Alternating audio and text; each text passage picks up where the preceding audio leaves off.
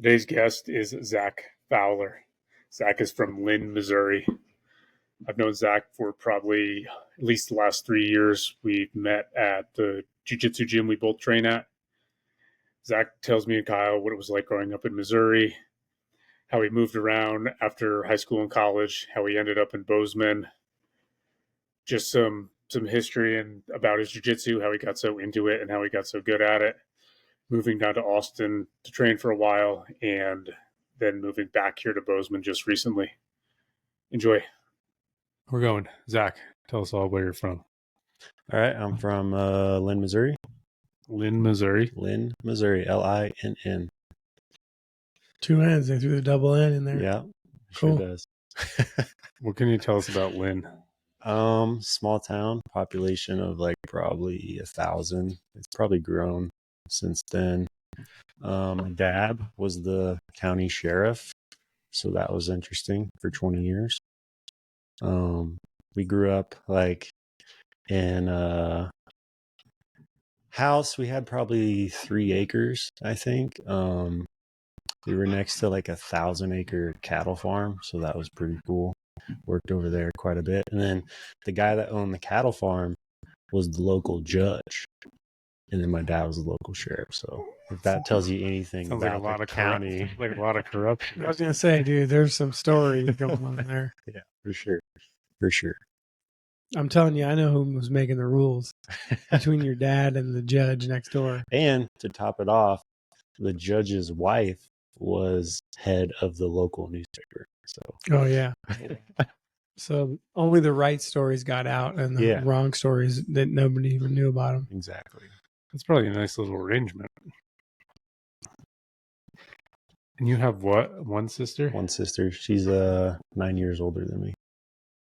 No brothers, right? Nope. Just the 2 years? Just the 2 of us. What year were you born? 1991, September 24th. Young boy right there. It's a great year. It's a great year. It was a 91. good year. Shout out to all the 91s. It was a good year. So your sister's 9 years older. Yeah. What was it like growing up in Lynn, Missouri? You were on 3.5 acres and next to a cattle ranch. Like, what was it Yeah. like? It was cool. Like I had freedom. I remember like just riding my bike all the time, just around the yard, playing like, I don't know what you say, like soldier, toy Mhm. guns and stuff. I'd build like my own dirt forts and just outside all the time. Mm-hmm. And yeah, I played sports as a kid. I don't know, it was fun. What'd you play? I played baseball and basketball at first, and then I did cross country and track later, which that was okay. I hated running. I love running now. Hated running back then. Mm. Yeah. Why did you do cross country and track then? Because I hated running back then. I love running now. I know, but why did you do it if you Oh, hated it? I don't know. I was just forced to do everything. Okay. Yeah, Bye. at least once. My parents. Okay. Yeah. I was forced to get really good grades. Otherwise, I'd get a... So you got like straight A's? I got straight A's until I think like high school. I got 1 C. My mom was pissed. Okay. Yeah. What class? What was that? I think that was an English class. Sounds about right. Yeah, check. Oh shit! Stay with us for the next couple hours. We know what we're talking about. How many were in your graduating class? 64. Dang. So what's it like growing up in a small town? I like it. Okay. Yeah, I mean it was nice. We know everybody. You have friends. I don't know. I don't know what it's like to grow up in a city, but I recently just lived in a city and not a fan. Mm-hmm. So I couldn't imagine. I'm sure like sports and stuff, I guess that's the pros and cons is like sports in a big city is better because you just have more opportunity, I would assume. A more elite level of coaching versus like a small town. Yeah. That makes sense. Yeah. I just was listening to a podcast yesterday, and a guy said if you're in New York City, no matter what it is in the world that you're interested in, there's a really good chance that there's the best level in the world of it there. Yeah. So that's the difference. Yeah. But I know what you mean, because Yeah. I think my town population might beat yours by about 500. Yeah. But it can be annoying when everyone knows you. It what is you're annoying. doing. It is annoying. You definitely have. You can't like get away in a small town. Yeah. You just can't get away with anything. They know you. They know what you drive. They know Yeah. where you live. They know what you look like. It's not like there's just Were you sneaking around with the ladies back in the day, dude? Or what? No. I was a good kid, like a really good kid. Who said I that? went to Who said college. that was a problem? I'd never went out. I always stayed home. I don't know. I was always scared of my dad when he was sheriff. That checks out. Yeah. Yeah. Makes sense. Yeah. I was like, oh crap, man. I'm gonna get in trouble. Well, I also witnessed my sister when she was in high school took a drink of alcohol at a wedding reception she was at, and my dad knew about it before she even got home from that wedding reception. Mhm. And I was like, I ain't never doing that, bro. Yeah. Well, also you had additional pressure to be a good kid Yeah. because your dad was a sheriff. Yeah. Yeah. And then it was also kind of annoying too for the fact that a lot of people just wanted to be my friends because my dad was the sheriff. Mm. I remember this one kid in 8th grade, or no, freshman year, would call the house phone because there wasn't cell phones back then, would call the house phone to ask to talk to me. And then he would just be like, so did your dad arrest anybody today? And I'm like, I don't know. Mm-hmm. He said, what about, did he pull anyone over? I was like, Dad, did you pull anyone over today? No. Who the hell are you talking to? Yeah, that is so weird. Yeah. I'm like, all right. How many That's cool. sheriffs were there in your county? Just one. This was just him? Yeah. That's wild. Yeah. That wouldn't make sense, right? There's only 1,000 people. Yeah. Still, if things get rough, who's he calling? The police? Well, they had like the highway patrol. So Yeah. like he was the county sheriff. So they have the county deputies, and then there's the highway patrol, and then there's like PD of Lynn, which is like 2 cops. There was only like a handful in. Don't trust me, but we should validate this or verify it rather. There was only like a handful in Gallatin County up until a couple of years ago. Yeah. Like 5.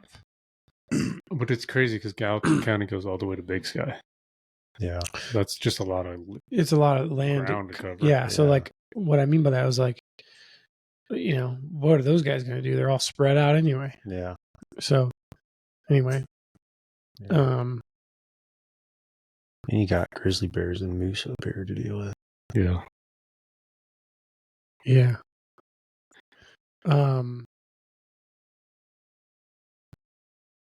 What's up? Does your dad have any good, you got any good stories? That's the best moment in this podcast history. Did your dad have any good stories of like? Dude, I got quite a few good stories. I remember watching him bust down a door once Okay. because it was just me and him at home, and I was too young to stay home by myself, and he got a call, so like we just freaking took So you off. jumped in the car. Yeah, I almost puked on the way there because he was driving so fast. Shotgun or where were you? I was shotgun. Yeah. What kind of car? Dude, my dad used to have this like super old bright blue Crown Vic. All I was just picturing Dukes of Hazzards the whole way. Pretty much, dude. And that thing was souped up too. Then he ended up getting a even more souped up black Crown Vic. But yeah, it was sick. So you driving so fast you almost threw up. Yeah. And then we get there and he's like, wait in the car. And then I just remember like watching him and then like 3 other deputies. Like he went in first, so like they just stacked up behind him, and then he busted in the door, and then the guy surrendered. But yeah, I don't remember the certain circumstances behind the case, but yeah, I remember as a kid in preschool, bless you. Thank you. Some guy flew past a bus stop sign. So my dad was like, yeah, fuck you, bro, and pulled him over. And I guess, I don't remember this, but I guess I went to preschool and told my teacher that my dad just pulled someone over, shot him, and threw him in the trunk. And I was like super excited to tell my teacher about it. So my teacher had to call my dad Oh, and man. be like, hey, your son's telling people this. Yeah. Yeah. Sorry, Dad. Did he shoot him? No. All right.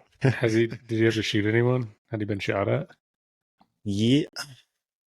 I don't think as a sheriff in the military, for sure. I'm pretty sure. I don't know. He doesn't talk about it very much. He was on, probably one of the coolest things he ever did was he was on stage for the Ronald Reagan Tear Down That Wall speech. Because he was like a bodyguard for some general or something Interesting. up there. Yeah. Hmm. My mom was in the crowd. Where was the speech at? Germany. So he went over there. He was stationed there for 3 years. My sister got to live over there. I wasn't born yet. Okay. Yeah. Got it. Interesting. Was she born there? She was born in Louisiana. And then after Louisiana, they got stationed in Germany. Interesting. Who's the sheriff now? I have no idea. There's just one still. Yeah. There's always just one county Just sheriff. one Lynn sheriff. It's an election, so like you have to get like elected Yeah. to be sheriff. But there's multiple sheriffs here, right? In Gallatin County? I don't think so. I don't know. I think there's just one. Pretty sure there's just one. We got to look this up, man. Unless they're just doing something different out here. Could be, but I swear I've definitely seen different sheriffs driving around. It might just be like a sheriff's deputy's vehicle. Like it might be a deputy of the sheriff. Anyway. If that makes sense. So there could be one sheriff and then a bunch of deputies. Yes. Yeah. I see. This makes sense. All right. So what else? What was it like? What did you do when you weren't playing baseball or running track? Baseball was my life in high school. That was pretty much all I did. I started lifting weights in 8th grade. I remember the specific reason I started lifting weights is because like some dude was like showing off his biceps, and I was like, "What?" You can get those? Yeah, I was like, "Freaking hit me up!" And my dad had like weights in his basement, so I was like, "All right, I'm up at 5 a.m. getting them biceps." There you go, dude. Yeah. What position did you play baseball? Third base mainly, catcher, and shortstop. All right. I pitched every once in a while. I wasn't great at it. I threw hard. That was it. But not accurate. Yeah. How's your hitting? My hitting sucks. What the hell, man? I had like one summer where my average was like 330, and that was the best year of my life. Other than that, it was below 300. So, yeah. I was always nervous. Super nervous to go bat. Oh, I used to always get nervous when I go up to bat. Yeah. I blacked out one time because it was the... Did you like fall down or something? No, I like adrenaline just like took over because I was so nervous because it was the district finals and we had 2 runners on and we were down by 1. And I was like, oh my gosh, man, I can't screw this up. And I hit a triple. Fuck yeah. Yeah. So I was like sick. You should black out every time you go to the box. You should play now that you've done all these jiu-jitsu competitions. You'd probably be so chill. Probably would. That's how it is for me. I mean, I don't think I would really get that nervous as an adult, but after that, yeah, your bar is so much higher. Yeah, when you're doing a combat sport by yourself. That's true. So many people are watching versus just playing in a baseball game. Yeah. So then you're like, oh, this is a rec league. What am I worried about? Yeah, that's true. I do so much better at sports if I'm like, I don't know, because like when I get really nervous, I do well too. But also when I'm relaxed, I do well. Like the ADCC comp in Denver, I like woke up that morning and I said to myself, I'm going to lose every match. And then I won every match. But I like went into it believing I was going to lose every match. Man, you got some contradictory shit going on, dude. What about when you did the super fight in Helena? Were you nervous then? Yeah, I was super nervous. Oh, were you? Yeah. So you seem chill. I know. Everyone says I seem chill, but I was like... Inside, you're just I'm freaking out. Yeah. I'm freaking out, bro. Kyle says that's what he's like all the time. Yeah. I've had people tell me, they're like, oh, you're so calm. I'm like, I'm fucking freaking out inside. No, here. it's because when Tori was here, Bodhi was freaking out. And you're like, she's like, usually a dog is just like a person. He's nothing like you, Kyle. You're like, no, on the inside, he's exactly. That's hilarious. That's true. Yeah. He's getting your sock right now. Hey. We're doing a podcast, bro. But yeah, Didn't you go to Catholic school? yeah, that was interesting. How was that? Did you ever get beat by anyone? No, I didn't. I went to Catholic school from preschool to 8th grade. It was weird. I don't know why my parents, I mean, I know why my parents sent me there is because it's a better education. Kind of. It was better than the alternative school. It was better than the alternative. But you have a religion class every day, and then you're forced to go to church 3 days a week. And they wondered why I didn't want to go to church on the weekends. Yeah. You know? But it was weird too. Like the Catholic religion's so weird. You can go to church 3 days a week, but if you don't go on a Saturday or Sunday, it doesn't count. So like that's still a mortal sin. Yeah, that's ridiculous. There's the weirdest stuff. Yeah. Tried recently, learned more about. But it's so weird. It just does not make sense. Yeah. Didn't you say something about the what's the term? What do you call him? The pastor or the preacher or the guy? The preacher, he just got busted for stealing like 300 grand from the church. And I was like, I saw that. I was like, good for him. Like, dude, that church takes so much money and like doesn't give back to their own church, at least from what I've seen. So did your folks go to church on the weekends? No. But they wanted you to go? No, they didn't want me to go. We just never went. Huh. Yeah. But your teachers in the school wanted you to go on weekends? They were like, you need to go on weekends. And so I was like, are we going to church on weekends? Mom was like, no. It's like sick. So did they just tell you you're in mortal sin every weekend? Kind of. We'd always have confession at school too. So I would just go to confession and be like, I haven't been going to church. And like, you're absolved from your sins. And I'm like, all right, cool. Say 10 Hail Marys and you're good. And I'm like, all right. No way. Yeah. Is that how that works? Yeah. You just like kill somebody and you're like, hey man, my bad. Yeah. Yeah, pretty much. I took it to the extreme, but you know what I'm saying? Yeah. At least that's how it was back then, pretty much. You're just like, yeah. Is a Hail Mary, what do you literally just say Hail Mary? Hail Mary, full of grace, the Lord is with thee. Blessed are thou amongst women, and blessed is, I can't remember. But yeah, you got to say that 10 times? Yeah. Like, that's a bit much. Could I meet you at 3? Yeah, so then after confession, you just go to a pew.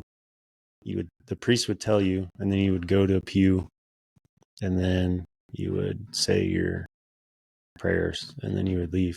And confession's weird too, because you sit. I'm sure you've seen it on movies. You just sit in like a box. In a box, and then you can't see his face, but he's just talking to you. Yeah. That's so weird. And he can see your face. I don't think so. I don't think he can see yours. I don't know. I've never been on that side though, so maybe that would be creepy. And that's so weird. You're in charge of this church, and you just look out, and everyone's confessed all their sins to you. Yeah. You know who they are. Like you know by their voice, especially in a small town like that. Yeah, that and like you always saw the priest, so like he talked to you, looking at you all the time, so he knows your voice anyways. Right. Know? So it's not like you're hidden. You know. Yeah. You could pretend to be somebody else. I just changed my voice. Yeah. Hi. Do you think there's anything from that that has affected you or still relevant in your life today? Dude, I don't know, man. I would say like just trying to believe in something bigger than yourself, but like all the rules were just overwhelming. Super overwhelming. Yeah. Especially like Lent. Do you know what Lent is? Can you explain it? Vaguely, but can you? So apparently it was when Jesus fasted for 40 days and 40 nights. No. And so the Catholics version of that is you can't eat meat on Fridays of the 40 days. You So- can't eat meat on but- Fridays of the 40 days. Yeah, so Yeah, that's just like, so like, what the fuck?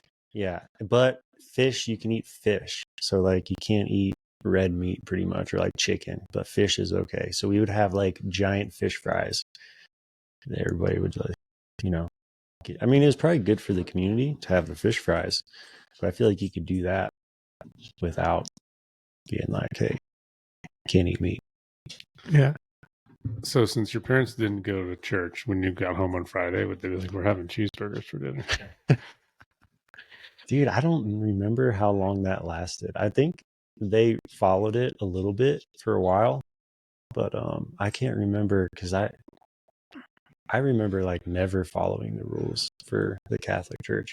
You're also supposed to give something up for those 40 days. So like I remember giving up soda one time, or like candy and stuff like that. And then you just go 40 days without drinking soda. And then, so like, that's kind of good in a way of like, discipline, Sure. But What about your sister? What did she go to the Catholic school as well? yep, she did. Okay. And what's she like? She's awesome. Or what was she like? Or what is she like? She's awesome. She's like head of an ER right now. Religious wise, like I don't think she went to church very much after St. George, when that was the Catholic church we went to.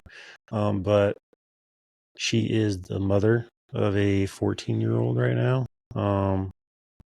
They go to church pretty regularly, I think, but it's a Christian church. It's not a Catholic church. Okay. So none of us are really involved in the Catholic religion anymore. Where does she live?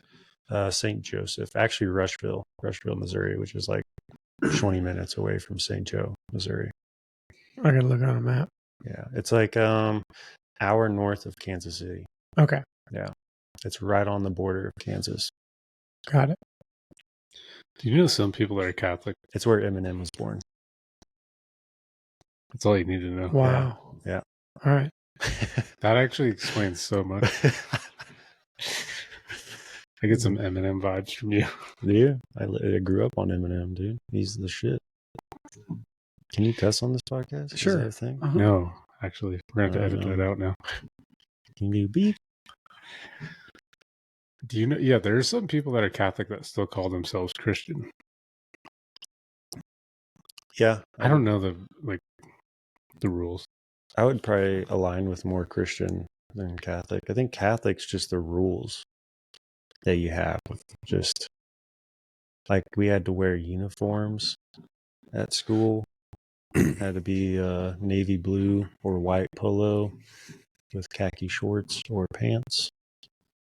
You know, apparently there's a school in Belgrade that has a litter box in it because What? one of the kids, Identifies as a cat. yeah, or a furry or something. What? Do they pee in the litter No. box? What? Actually, dude, I think my boss told me about that because Wait. his daughter goes to the same school. Okay. Time out. Okay. Let me just. We're gonna go down this We rabbit can, and hole. I'll just say, I'm just going to tell you why I said that, and then we can go down the rabbit hole. So some people will say, I could send my kid there, or I could send them to this private school. And they're like, you know what? I think I'll send them to a nice Christian private school. Yeah, why not? Because they at least know Yeah. that there's tolerances and there's. If you're paying for school, then you could ask these kind of questions like, what are you teaching the kids and what goes on here? But if it's public, you don't really have that much say. I think that was the main reason my parents sent me to Catholic schools, because they didn't want me involved in that group of public kids, because they were kind of bad kids. Okay. In my hometown, they were. Yeah. The problem with that, though, is Catholic school, you're pretty disciplined, like, no talking, stuff like that. So you're not very socialized. So then the Catholic school ends at 8th grade. So then we have the choice of going to Helias, which is like a 45-minute drive, or to Lynn High School Public. And most of us went to Lynn High School. So then we go there and we're just all like real awkward. That's where you went to high school? Yeah. Okay. What's it called? It's like Rom-Dom. Yeah. Rumspringer. Rumspringer. Yeah. I know what that is, Kyle. I don't know. I don't know what you're talking about. I'm probably getting a lot of this wrong, but the Amish are raised with all these kind of strict morals and rules of how they live. But then there's 1 year they get, I don't know if is it from 17 to 18 or it's like 18 to 19. They let it rip. It's basically it's their free year to decide, and they Really? just go. They're like in a horse and carriage, just ripping lines of coke and going off. Rumspringer. That's those are the people you want. And then they have a choice to go back, right? Yeah, they can either go back or they can just send it. Yeah. Send it. I don't know. I don't know what the odds are. How's our audio or video look? Looks good. Right. It's great. Good. Yeah. Clear as mud. All right, so let's go back to this litter box. This is bothering me.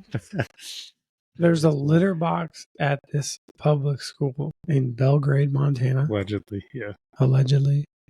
Because one of the kids identifies as a cat. I don't know if it's a furry or a cat. What's a furry? I don't know what the difference Dude, is. I think furries are like I think furry is like a sex thing. No, but I think it's like more than that. But I don't know. So does the kid piss and shit outside in the litter box? I don't know. Well, that's what they're for. I know. Dude, so apparently, probably. Is it in the bathroom?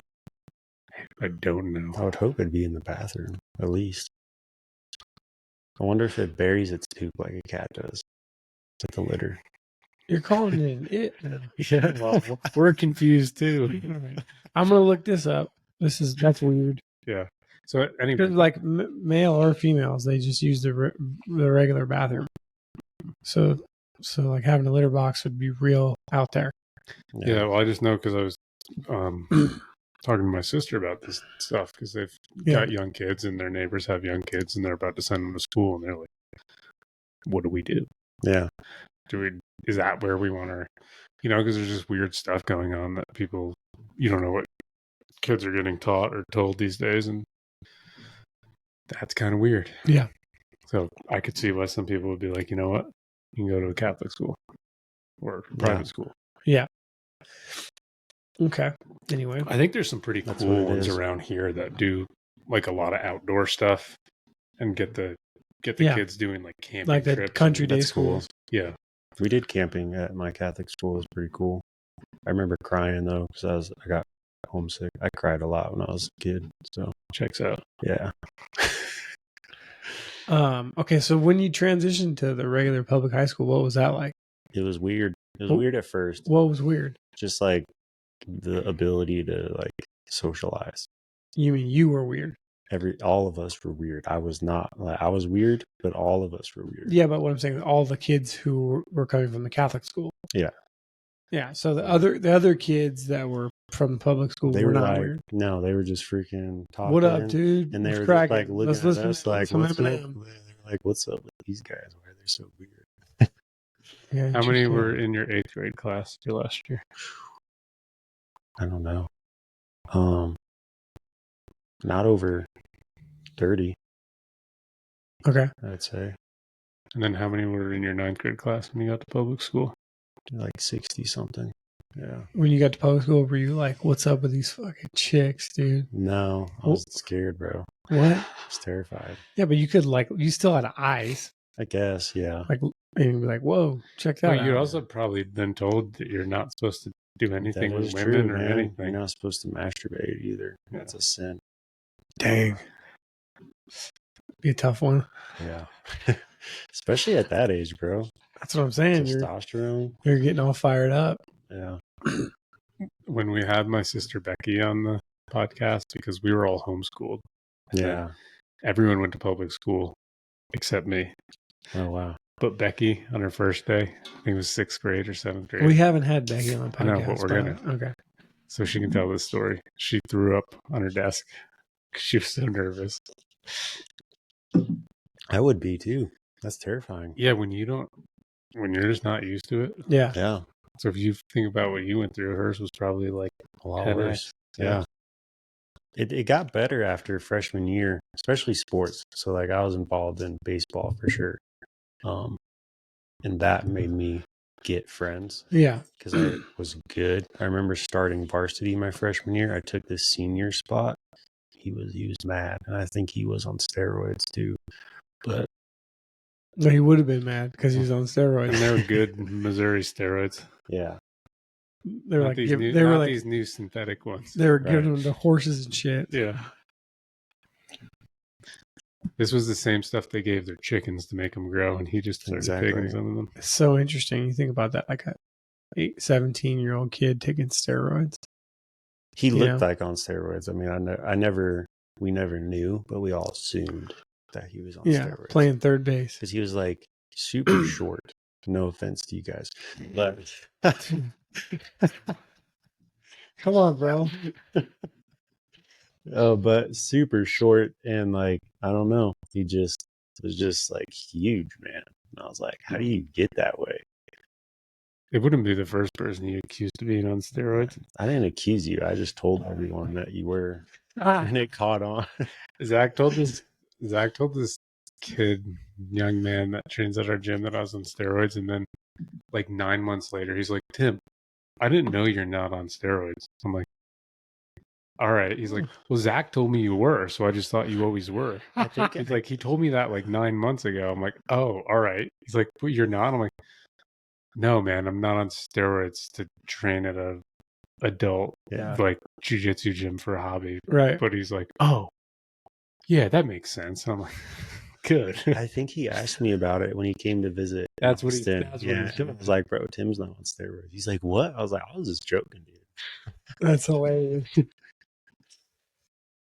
He just has really high testosterone. Yeah, dangerously high. Yeah. That's actually true. Yeah, Ate a lot of red meat. Yeah. So anyway, maybe that guy wasn't on steroids either. Zach.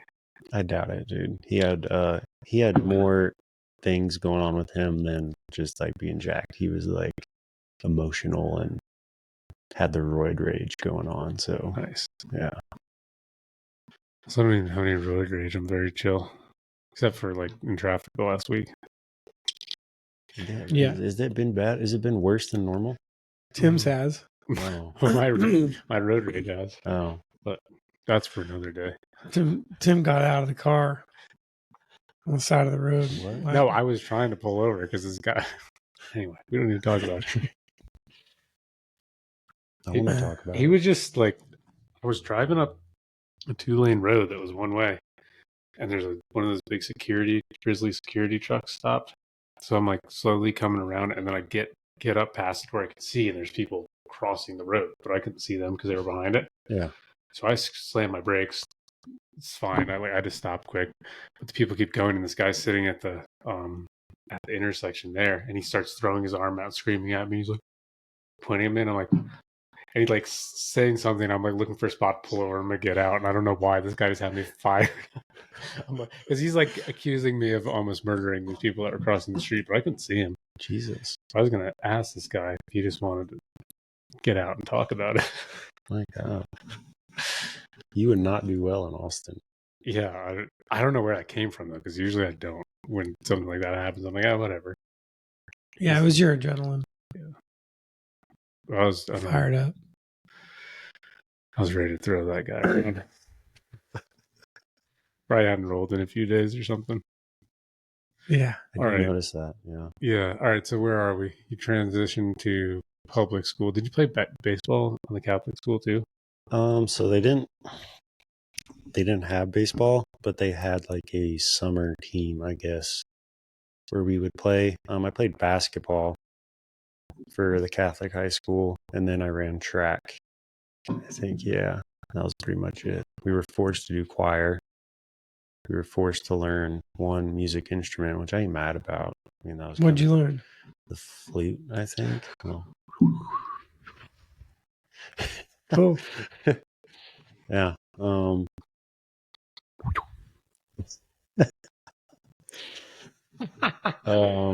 Yeah, so did that. Where are we? I had to do so much of this shit too. I had to do choir. Why? At homeschool? No, because we went to church. Oh. And then there was a Christian school and we played on their sports team. So I played on their basketball team, Oh, played on their soccer team a little bit. But all that stuff, same thing. It was just forced against my will. I got in so much trouble. We were in choir. And this is like, I don't know how, but like I was homeschooled and I found bad kids to hang out with still.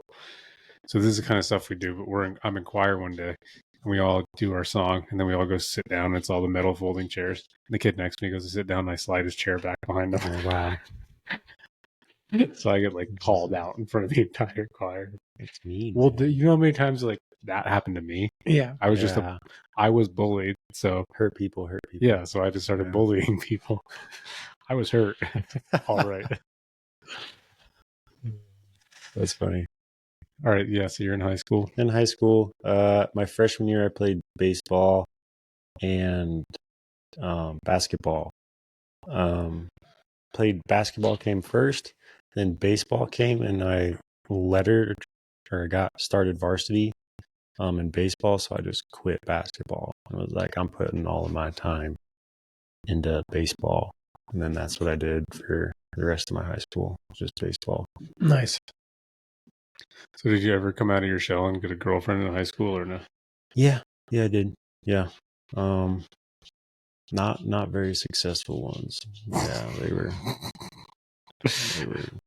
crazy. They were the leftovers. Yeah. You drove in high school? Yeah. What'd you drive? What was your first car? My first vehicle was a like turd colored Dodge Ram 1500. Cool. Yeah. What year? Gosh, I think 2001. Oh, okay. That was pretty new. Yeah, then. it was all right. Yeah. Yeah. Pretty good vehicle. Cool. I think my dad literally just got rid of it like 2 years ago. So Okay. yeah, no, it's still on the farm actually. Never mind. He still has it. Yeah. So you just said the farm. What would you do on the farm? It's not really a farm. It's just land. So we always called it the farm. So did you ever do any like farming or no? No. We would do farming over at the neighbors. Oh, their big farm? Yeah. But like we never actually had any cows ourselves. It was just land that was in our family for a long time. It has a cave, which is pretty sick. You can like walk all the way through it. Has like a 30-foot waterfall. On your piece of property? Yeah. That is cool. And it's like really good hunting. So cool. Don't you have some of that land now? Yeah, it's technically in my name. Yeah. That's sweet. How much land? It's like 74 acres. That's awesome. Yeah. What are you going to do with that? I don't know. It's like split between me and my sister. So, and I'll probably go to Kale, my nephew. Oh, okay. Yeah. Just keep passing it on. What did you do for work in high school?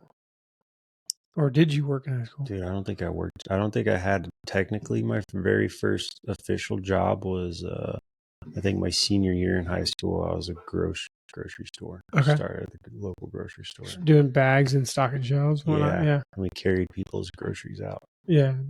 Got the carts and brought them back in. Yep. Yeah. What was the name of the grocery store? Thriftway. Thriftway. Shout out Thriftway. Shout out to Thriftway. There's no Thriftways here, is there? There is a Thriftway. I don't know. Convenience store. It's a convenience store. Where's it not at? The same. It's like on the corner of 7th and Main Street. That little. Yeah. If you look, it's like Yeah. called Thriftway or something. Yeah. Yeah. Okay. Yeah. I know what you're talking about now. Yeah. I've been in there a couple times. Yeah, it's not the greatest gas station. It's not, but it is interesting. Like at one time, it was probably like It was probably like in the the day. place for the gas station. Yeah. Yeah. The best gas station in Bozeman is Keiki Corner. I really like my town pumps, man. Yeah, but Keiki Corner has $2 Wilcoxons and ice cream cones. Oh. And it has about 6 old men that sit in there every morning. Those are the best And gas eat stations. breakfast. Is where the old men go. Yeah. My uncle owns a gas station back home, and he has that. all the old a men, group of old men that comes in gathered there every there. morning. Yeah, my dad's There's one of them old There's men. pictures of them on the wall. It's like man of the year. It's like they're all. That's hilarious. It's classic. That's funny. That's interesting. It's a great gas station. So, okay, so then you graduate high school. Yep. Go to Missouri Western University, which Okay. is up in St. Joseph, where my sister lives. Okay. And How far is that from your house? 4 hours. Okay. And I got a full ride scholarship to ROTC. So they pay for my school. I get. What does ROTC stand for? Dude, I actually don't know. Come on, man. They gave you a full ride, bro. It's like Reserve Officer Training Corporation. I don't think the corporation's right. Okay. Yeah. Something like that. So like basically they pay you to go to college, you do all this training while you're in college, and then you graduate and then you become a first lieutenant in the United States Army. Okay, so in order to get a full ride, you have to join the Army when you get out of college. So that's like a thing. That's like a condition. Technically, yeah. Okay. Yeah. Got it. So it's not like you could get a full ride and then bail. Yeah. You know, How that's did you kinda get what I this? did. How did you get the scholarship? Okay, we can talk about that too. Well, I'm like, yeah, how'd you get a full ride? Yeah, this is fucking crazy. So what was your question again? How'd you get the full ride? Oh, I thought you said you sucked at baseball. I did suck at baseball. Hitting wise, I did get like all conference, all district, just for defense. Yeah, there you go. I didn't know if that's how you got your full ride. No, got my full ride just with like grades, I guess, and I don't know. I don't even remember the requirements. You must have had to apply for it. Yeah, and they just like said year in, and then I remember just like signing. It's more of like a recruiting thing. Okay. Of like, hey, come do this. We'll pay for your college, and we'll give you money while you're in college. Yeah. And because it is, especially like your third and fourth year, it's a full-time job in ROTC. Like, what are you doing? So your first year, you're technically like an S1, and then you're like you're like a private. It's like simulating a private in the military. So you're just the grunt dude. You're not in any leadership roles. You're just a body, pretty much, that they just tell you what to do and you do it. And the Army is telling you what to do. Yeah. We would have there'd be a lieutenant colonel that's over everything. And then you'd have a bunch of first sergeants, staff sergeant, and then a couple lieutenants. And they would just, like every Thursday, I remember we would have lab. And lab would consist of either like sticks lanes, which is like situational training exercise, which is pretty much like a mock mission.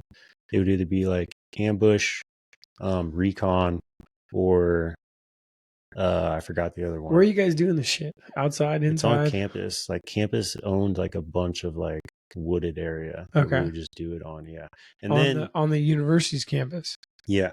Okay. And then we'd also have land navigation, which like land navigation was my favorite. That was fun. And then once a semester, we would go to either Fort Leavenworth or Fort Riley. We would spend like a week there doing like sticks lanes and land navigation like all day. Okay. For like 16 hours a day or more. Just okay, so you were literally in the Army. Kind of, yeah.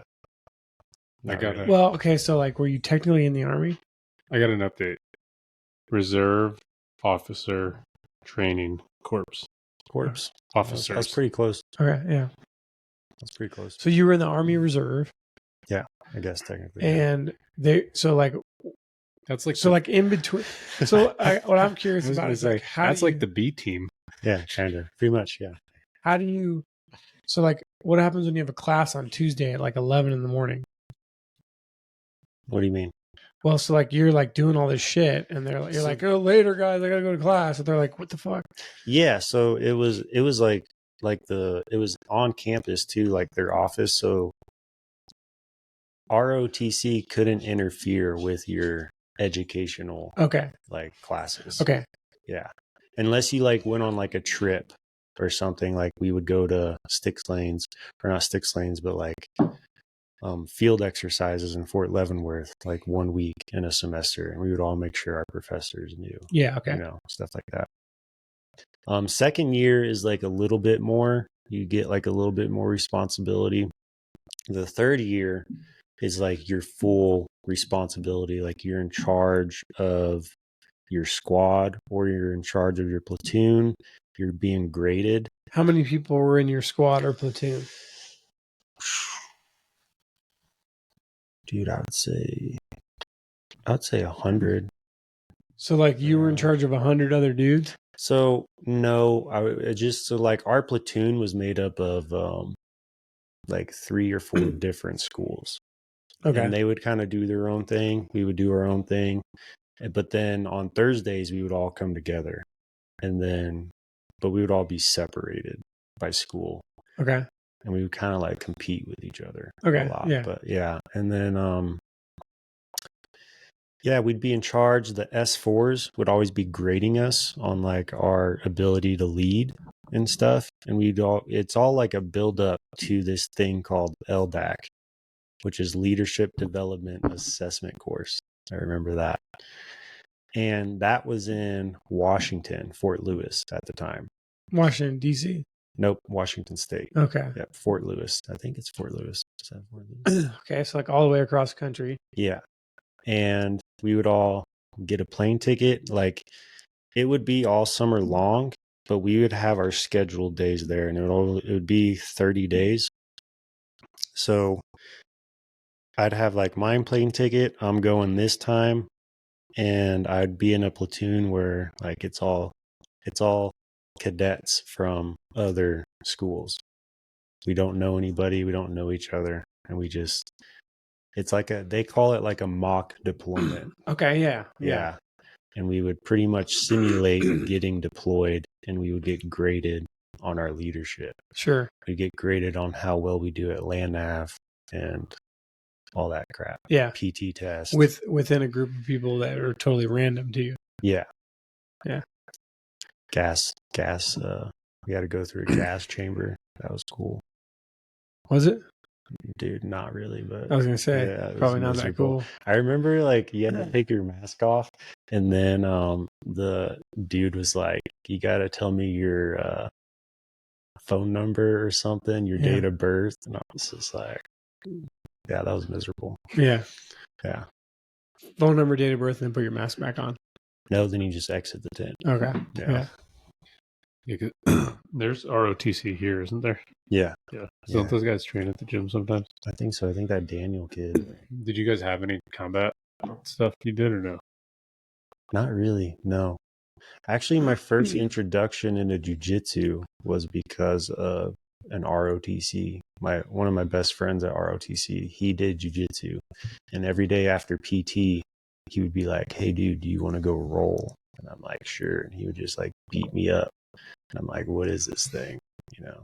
Are you going to call him up and I should pay him back? I should do that. Did you know that when people say, are you going to roll, that's a term for doing Molly? I did know that. Yeah. I said to my brother and he starts laughing. I'm like, what? He's like, oh, that's like, he's like, that's what people say when they're doing Molly. I was like, oh, you're an idiot. That's what people say when they do jujitsu. Yeah.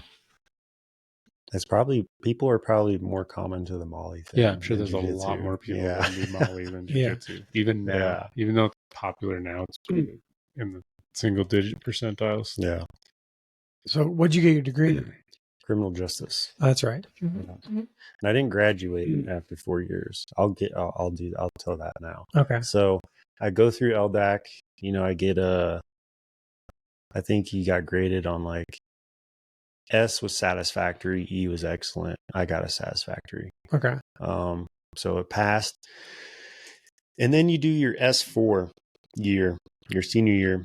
And I realized that, like, because I considered the first 3 years to be fun. And then the S4 year was actual what it would be like to be an officer. And I did not like that at all. Okay. Because it was just a lot of like telling people to go do fun stuff, like just organizing, a lot of like office work and stuff like that. And I was like, this isn't what I signed up for. You're like, I don't want to be an officer. Yeah. So I failed a class, and then Unrelated to ROTC. kind of, I feel like I did it on purpose subconsciously because I wanted out, and I knew that that was a way to get out. What'd you fail? It was like criminal research or something. Okay. Yeah. And then my lieutenant colonel was like, you know, what the F, dude? And I was like, sir, I think I just want to enlist instead. And he's like, are you sure you want to do that? And I'm like, yeah, I don't want to be an officer. And he's like, fine. And just so you know, it's going to take like 2 years to, because I couldn't enlist until I was completely out of the system for ROTC for some reason. And for some reason that was going to take 2 years. So I was like, yeah, you know what, whatever, I'm dropping out. I went back home for like 3 months. And then my buddy was like, hey, do you want to move to Florida? And I was like, yeah, dude, let's do it. And I moved to Florida. How old were you at the time? 23. Probably. Okay. Yeah. How long were you in Florida for? A year. Just a year. Where'd you go? Pensacola. That's right. Yep. Cool. Yeah. Got any fun Florida stories for us? So when I dropped out of college, I got into marijuana pretty heavily and just was a pothead for a little bit of time. Okay. Yeah. And so Florida was like my pothead moment, you know. Smoked a lot of weed. I did like Florida actually got me into mountain biking, which was cool. There's no mountains in Florida, bro. Dude, I know, but they have some sick mountain biking trails. Okay. Some like, you don't obviously like don't go uphill and stuff, but like there's some flowy trails in between the pine trees and stuff. It was pretty sick. Yeah. So that's where I built docks in the ocean. And then like as a carpenter? I guess. Like we would just what were they made out of? We would assemble them in the ocean. Well, like so my boss would have to like get this sand blower and he would dive down and he would blow a hole in the thing, and then me and my buddy would be carrying the beams. Okay, so these were made out of metal. They were wood. Okay. Yeah. And then we would like try to get the beam in the hole, and then we would just like walk it up while we're standing in the ocean. And then sorry, you scared me. and then we would get the beam. We would get all the beams, and then obviously you have like the decking and all that to build. And that was fun. Like we would do that for like 12 hours, and then I'd like go home, and then I'd go mountain biking and my boss smoked weed, so we'd all just get high and do all that. Yeah. It was kind of cool. Like my uniform every day was swim trunks. Yeah. And freaking, that was it. I could see why that would be cool. You're 23, 24. Yeah. Every day. Yeah. You're in board shorts Totally. every day. 100%. Sounds pretty fun. Yeah, it was fun. Yeah, because when you're that age, like you don't really need anything. You don't need any money. You know, you're just like, if I have beer money and food, I'm fine. Yeah. So it was like a big spring break, because I also never had a spring break, because I was always doing ROTC shit for spring break. Yeah. Yeah, and it was probably like before your life was so structured. Yeah. And now you're like, I'm out of here. Let's get it, bro. Rumspringer. Yeah, Rumspringer. Oh, yeah. So why'd you leave? Why'd you give it up? Dude, why did we leave? I think you both left. Yeah, we ran out of work, the dock work, and like our lease was up that month, and I was like, bro, we have no money, so let's just leave. And he goes, all right. So we packed up our stuff and left. And then you went back to Missouri? Yeah. What'd you do there? For a while I cut cedar. That must have smelled good. I think I'm allergic to it. To be I think quite cedar honest. smells so good. I think it's like- really good for you to breathe. I like pine better, but we had like a shit ton of cedar on our farm. And so I would just start cutting cedar, and you had to cut it in like 4-foot lengths. And then you would drive it, and then the dude would like take his little claw machine and load it and stack it up. And it was for turkey shavings, for like turkey barns. Oh, really? Yeah. What the hell's a turkey barn? The turkey barn, dude, they're like these very long. Like a poultry barn, Yeah. essentially. Okay. Oh, And it's just full of Thanksgiving. turkeys. Yeah. okay. Got it. So like to raise turkeys. Yeah. Yeah. Okay. Yeah. And I ended up getting a job at that mill, and that was miserable. That was I did that for At the mill? Yeah, I did that for Why? probably 5 years. Why was it miserable? I don't know, dude. I just think my priorities were messed up. I was just worried about getting like weed money and stuff, and I wasn't actually thinking about what would make me happy. Okay. Yeah. You just weren't happy regardless. Yeah. It wasn't that the mill sucked that bad. Yeah, and I thought weed would fix everything. Yeah, got it. Yeah. So, did you move back in with your folks when you moved back there? Yeah. And like, Zach, why do you smell like weed all the time? Dude, they never really said anything, which was weird. I mean, my dad like said something a couple times, like, I've been smelling, some stuff. I know it's getting pretty popular, because that's like when like Colorado legalized weed and Yeah. all that shit. Yeah. And your dad pulls people over for it every day. Yeah. Is it legal? I've been smelling it. Is it legal there now or no? I have no idea. I think medically. It's weird when you go somewhere that's not after you live somewhere where it is for a while. 'Cause Texas, it's not. Yeah. But it's also decriminalized, so I guess it kind of is legal. I know that's how New York is too. So how long did you keep smoking for? The whole time you were working there? No. I think I quit probably 2 years before I quit there. I just like, the weird thing with weed with me was I loved it at first. And then it seemed like the more times I did it, like I had one bad trip, and then after like the one bad trip, it was just like those bad trips just continued to happen. Okay. And then I was like, you know what, I should probably just quit. And then I did. How was that? Dude, it wasn't bad, because I didn't like quit cold turkey. I leaned off of it. I remember I had like a one hitter, and I would literally like just take one hit of it, and then I would just keep smoking like that and just like wean it off. And then I just stopped. Yeah. Yeah. If I take one hit, I'm throwing up. But I What's also, that? How long ago was that?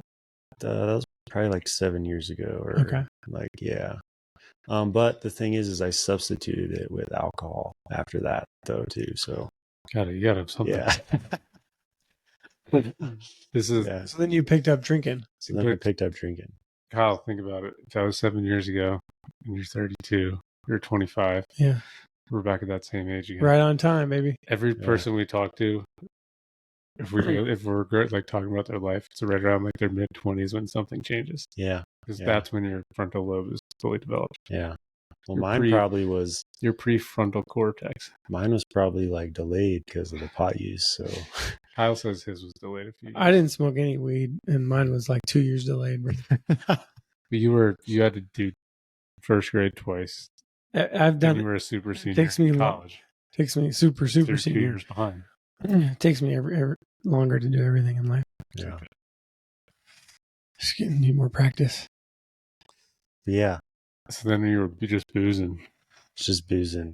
And then I kind of wanted to get off that too. Like I wasn't on the booze long. I think my dad had a lot to do with that, because I just saw like, and I noticed like I would get angry throughout the day. Did your dad drink booze? Yeah, my dad still drinks. It's Okay. just like a Yeah. constant Just like, thing. yeah. Yeah. What's his alcohol of choice? Beer? Yeah, beer. So he'll come home and he has several beers. But he sneaks whiskey. Like his mine was whiskey. He sneaks it, Yeah, he doesn't want anyone to know that he's drinking whiskey, but he's doing it. But he's doing it. We all know. Do you ever you don't give him shit?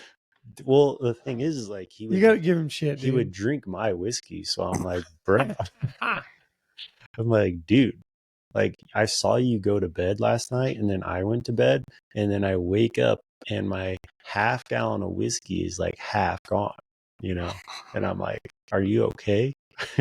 Do we need to go to the hospital to get your stomach pumped? Yeah, because he's Yeah. drinking that much. Yeah, it was a lot. Yeah. So when did you? I mean, you quit drinking when you lived here, right? Like A little bit fully? before. Yeah. I mean, because you drank a little bit when you Yeah, I lived would here. drink a little bit. What brought you yeah. to Bozeman? Or It yeah, was what? anxiety. Anxiety brought you to Bozeman? Yeah. So between Okay, you got to explain that. so between you quit smoking weed, you were drinking that 5 years, and then somewhere between when you quit smoking and that job is when you then came here. Yeah, and I also want to say, so like when I lived in Florida, I tried Molly once, and then So you were rolling. You You've were been that rolling. was for a long rolling, time. and that was like, You're rolling deep. yeah, that was like one of the coolest like experiences. Like I liked it. So then there was like, Shout out to Molly. yeah, well, so now like 6 years later, or however long it was, there was a time where I was trying to be sober, and like I would still drink a little bit. I had quit weed. I would still drink a little bit. I was at a wedding reception, and my buddy was like, "Hey, dude, I got some Molly," and I was like, "Oh, snap, dude!" You're like, what's up? Yeah, so Let's take this. I freaking do that, and that was one of the worst times of my life.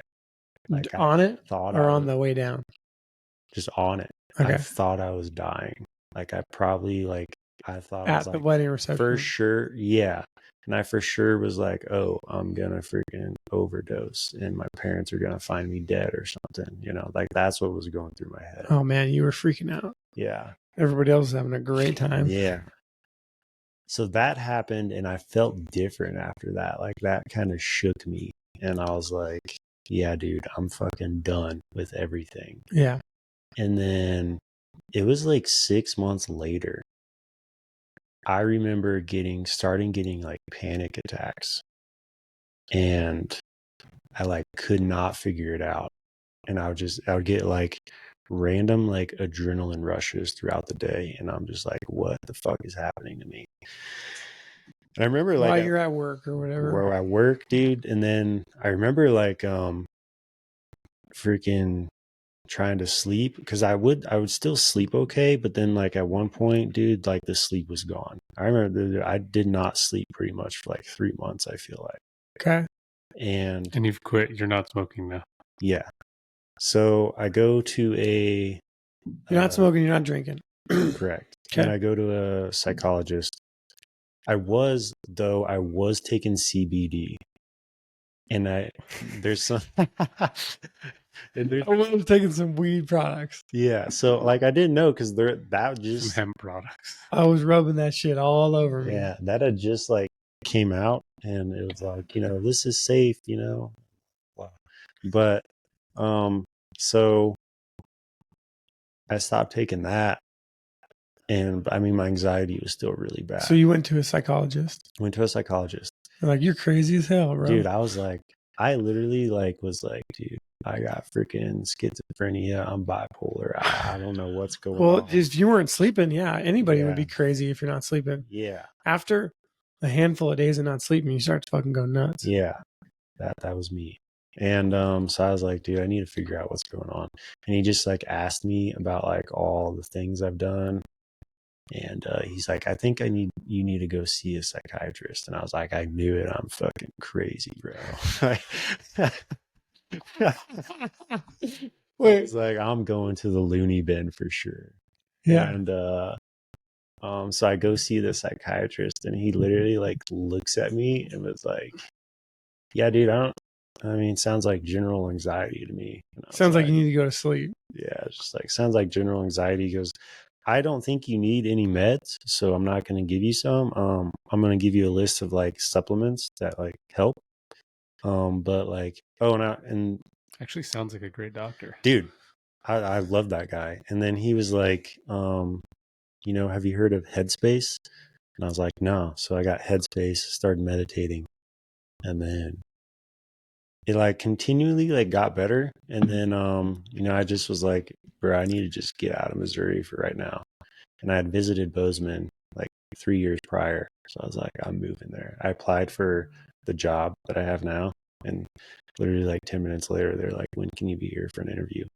I packed like 2 bags and left. Good for you. Yeah. That's awesome. Yeah. Cool. Yeah. How long was that drive? It's like a 22-hour drive. So just 2 days. I mean, unless you're a real man, you just do it in one shot. But yeah. You could do that. I'm Just not a kidding. real man though. I guess I probably should have. I probably wasn't sleeping at that point anyways. So you were just like, oh, fuck it, I'm going to try it. And Yeah. so when you told your parents you were living with them at the time? Yeah. So you were just like, I'm out of here. And then what did they say? Like, where are you going? Yeah. I was like, yeah, I'm going to move to Montana. I got a job. And they're like, okay. And they're like, well, So they were pretty I supportive. mean, they were, yeah, because they knew I needed something. So, Yeah. They were like, yeah, you're obviously, need to get out of here. Yeah. Yeah. That's cool. Obviously affected in the head. Yeah. I mean, like, dude, all I was doing was like working that job and lifting weights. I would lift weights in the morning. I would go lift logs for like 8 hours. And then I would like come home. I'd play video games. Yeah, you were just bored out of your mind. Yeah. Like, that's not really a good life for anyone. Yeah, you were just bored. Yeah. It is kind of crazy how like your mind and your body can like, when you're bored, Yeah. it can work against you in really bad ways. Yeah. And you're like, I got to do something. So then Yeah. ultimately, sometimes you end up doing destructive shit. Yeah. Yeah.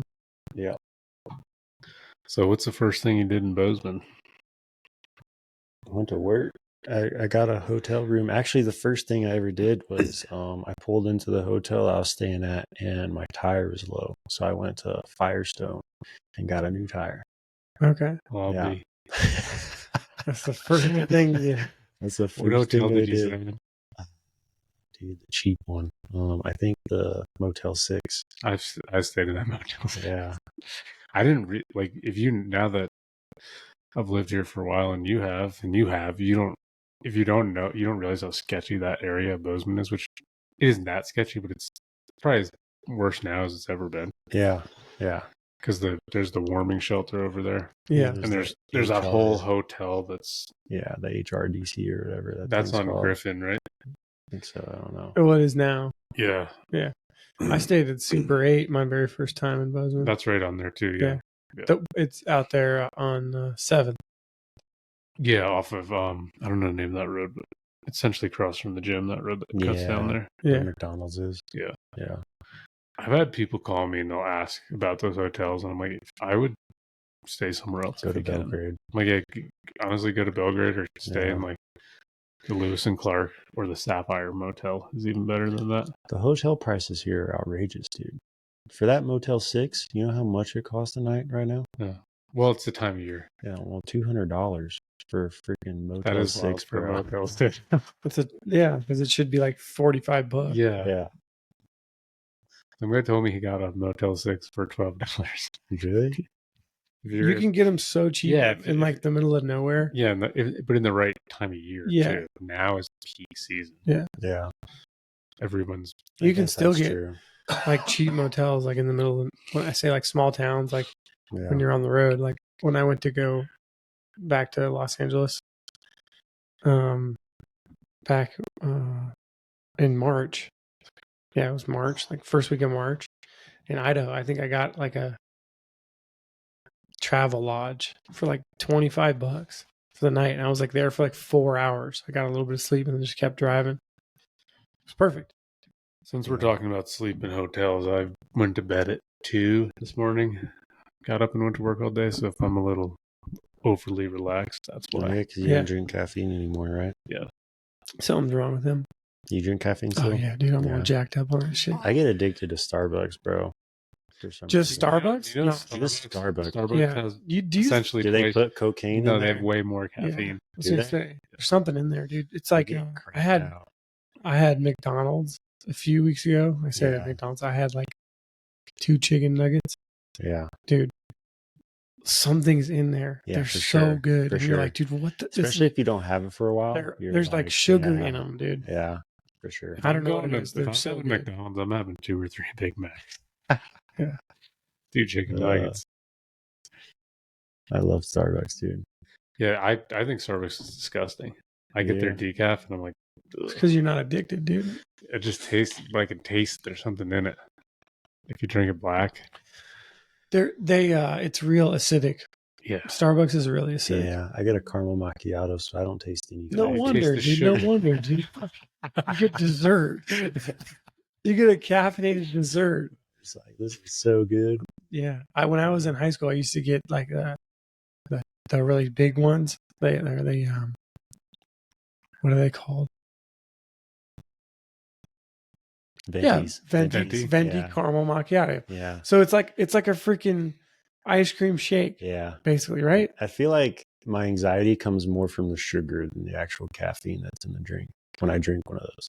Either Yeah. way, I wouldn't. I get a little cracked out. Do you drink them all the time? No. I'll have like.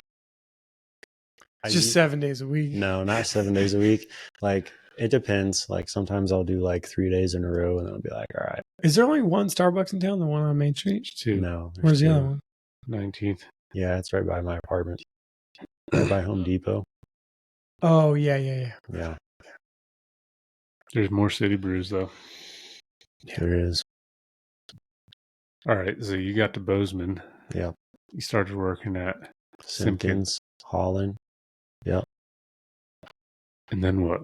Well, I was working like 11-hour days when we first started, so I didn't really have a life for like the first 3 months. But I did want to get into jiu-jitsu, which I did start jiu-jitsu when I was in Missouri for like 3 months. And then Oh yeah, I forgot about that. yeah, at a Do you have Gracie any? Baja. Did you have any stripes when you came I to? had 2. Oh, okay. Yeah, and then I was a 2-stripe white belt for like fucking year and a half. The problem is when you're a 2-stripe white belt is you spend most of your days just trying to push the women away because they won't leave you alone. Yeah. Yeah, so I was waiting for your input, Kyle. I wasn't thinking. I was thinking that might not be a problem. It's not a problem because that's not how it works. Yeah. And then so I just worked, and then COVID, so I had messaged Brian, and Brian's like, yeah, we're pretty full right now, COVID, I'll let you know Do you? when a Sorry, spot I opens just up. interrupted you. Do you know what the day, or like what time of year, or what year it was you moved here? August, like early August 2020. Oh, okay. Yeah. Yeah. Because my boss was like, are you moving here because of COVID? And I was like, I'm pretty sure I'd be safer in my hometown, so no. Yeah, you would be. Yeah. Yeah, so COVID was, but Brian was kind of open then. He was kind of going. Yeah. Because I had started training there by then. He had the pods. Yeah. Whatever. Yeah. So you just had a pod at night you were going at? Yeah, they weren't available yet because they were full, apparently. And then he messaged me like 3 months. Like, I'm pretty sure it was like in December or January. And he's like, hey, there's a spot opened up. And then that's when I started going. Do you remember anyone that was in your pod? I remember Eric. Oh, okay. I remember Eric teaching. Eric Borner. Yeah. I Yeah. remember him teaching. And I had Chris Coddington was in my pod. Nice. Yeah. Shout out to Chris Coddington. Mm-hmm. Dude, I don't think anyone that was in my pod is still there. Because I can't remember anybody. I think Chris is the only one that I know of that's still. Yeah. Yeah. That's crazy. Jiu-Jitsu has a really high quit percentage. Yeah, it was a lot of older. It was one of the day groups though, so it was a lot of older guys. I was definitely the youngest by far. Yeah. Yeah, there was I wonder what happened to some of those guys. Can you pause this so I can go pee? Just go. Just go. Oh, okay. Me and Kyle Kyle are gonna talk smack. We got editing skills, dude. Okay, sick.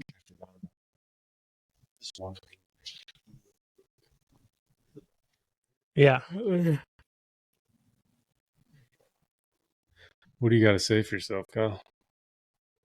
I don't have much. Do we ever I don't even remember many moments when the guest leaves and it's just me and you. Let's take advantage. It doesn't happen very often. Yeah. You got to say it for yourself. I got nothing, man. You're going on a camping trip this weekend. I am. Potosi. Toasty. Yeah. Yeah, it'd be cool. Yeah. Go to a concert. Oh, yeah. Hell yeah. There's a big rally in town tomorrow. By the way, I need her information. Who's? I'm not going to say her name. Okay.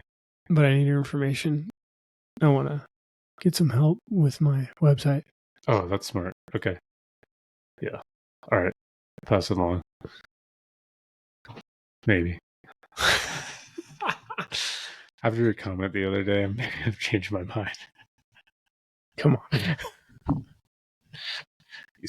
It'll just be one time. You son of a bitch. I told you, a trade's a trade. It's non-negotiable.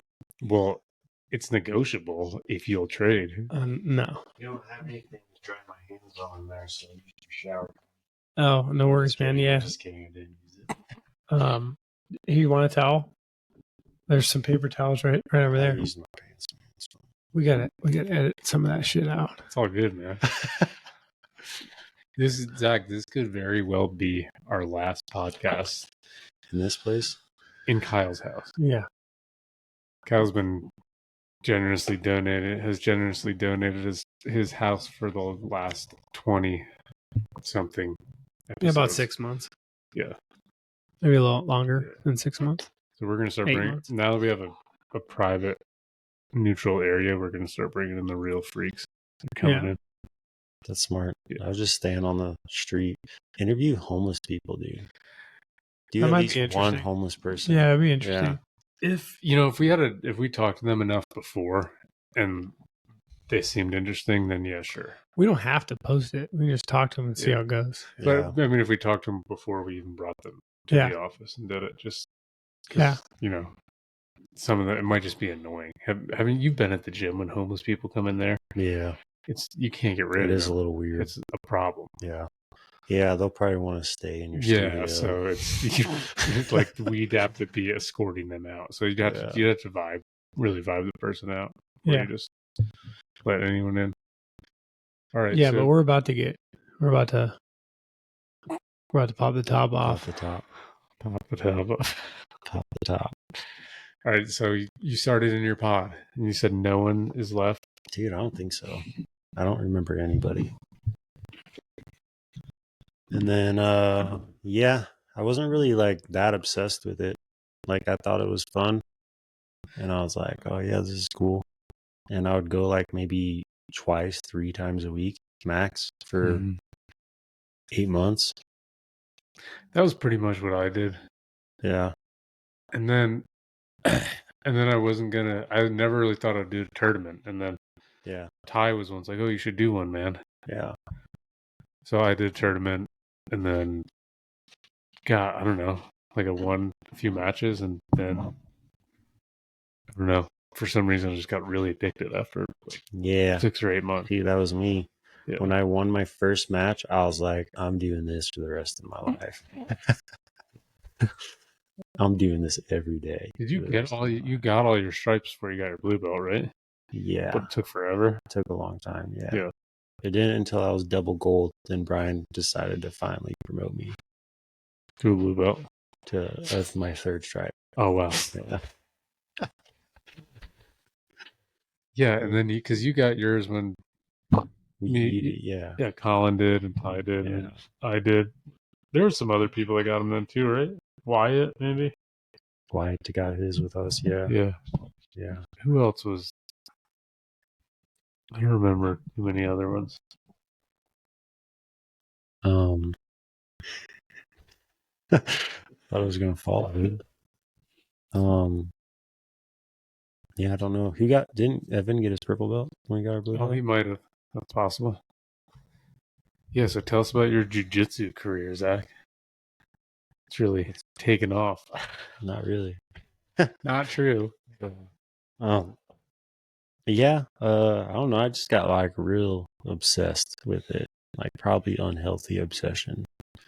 But my brain just like likes it. Like I can like watch someone do a move and like I got it.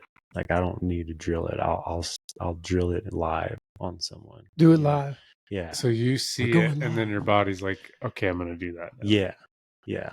There's a couple things where I'm like, oh, that seems a little tricky. And then I'll drill it like once or twice and be like, all right, that's cool. I got it. It's something with your brain and your body, you know? 'Cause it's the way your brain looks at it, and then you can internalize it.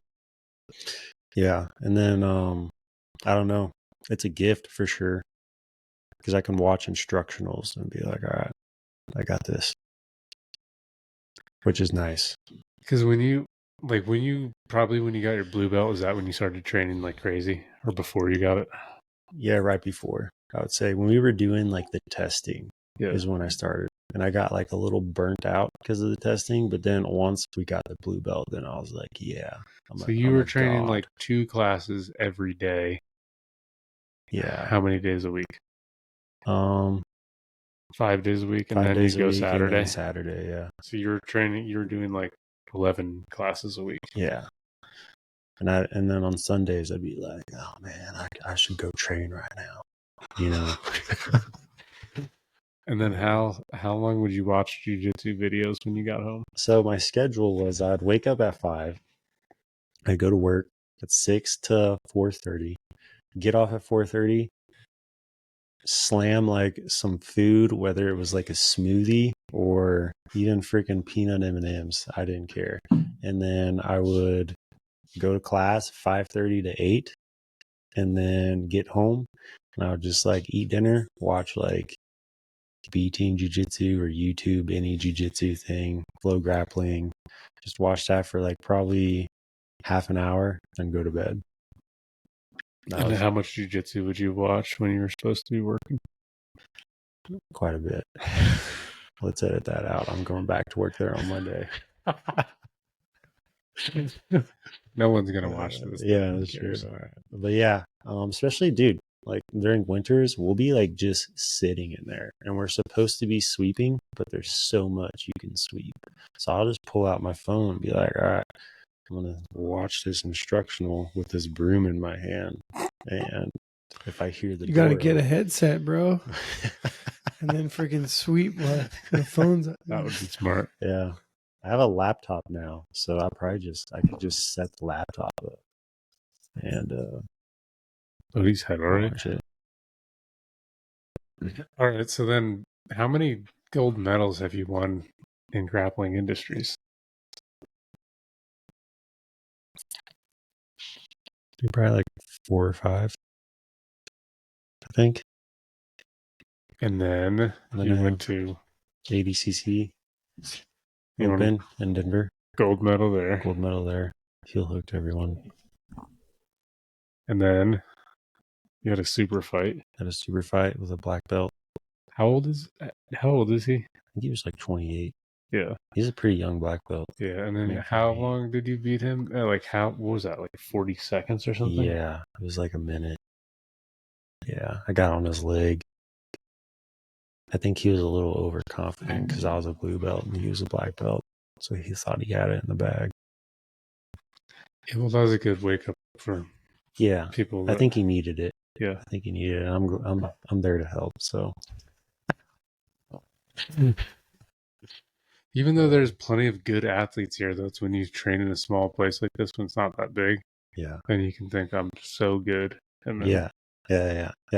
That's why I moved to Austin in the first place, because I was like, I know I'm not as good as I think I am, so I need to experience some real jiu-jitsu. Okay, so I'll say this, and anyone can argue against me or argue this, but I'm also biased because you're a good friend. I'd say you're damn near one of the best jiu-jitsu athletes at our gym and around here. Then I'm sure there's some people that I'd say Shay's pretty close. Shay's damn good too. But you're definitely up there. Thanks. And then you go to Austin to train. And how do you feel when you get there?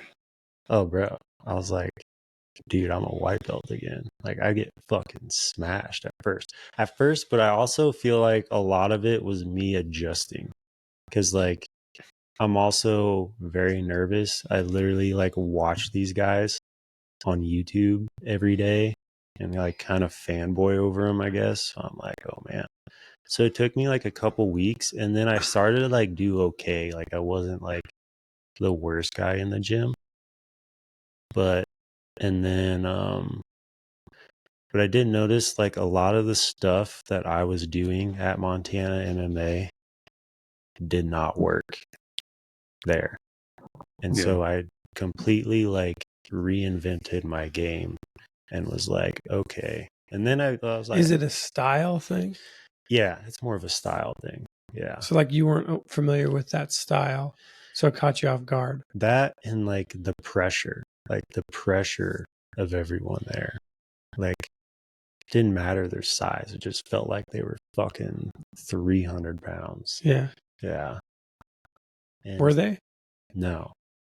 I mean, like, this one dude kept wanting to roll with me, and like, he's freaking 19 years old, 230 pounds. You know, I'm like, bro, I'm good. I was like, I always said yes, but I'm like, fuck, man, this guy's fucking Huge. And are they just on their toes a lot? Is that why their pressure's so good? They I just don't know how know, to dude. distribute their weight. I think so. And like, I learned, so like, I feel like I have pretty good pressure now. Just from like some of the games that we would do. And I'd be like, oh, so this is how you develop good pressure. And also like the pace. I would say the pace is way different. Like up here, you would like, say you get into position of half guard. And it's pretty common up here that you would just chill for a little bit, you know. There's none of that. Like I would get to someone, I would like get to my half guard position. There ain't no chill. Split second later. Yeah, they're on you like white on rice. That's on rice. It's really on it. White. Wow. I mean, that's what Shay would always say. Is he would say never settle. Yeah, and they never do. Yeah, because you don't give anyone a chance to. Yeah, it's like if you give him a chance to just smash you there, he's like, but don't settle. Whether you're on the bottom or the top. Yeah, and and then the cardio, bro. Like, you know, we would do 30 minutes of technique, and then we would roll. For when I first got there, we would roll 10-minute rounds.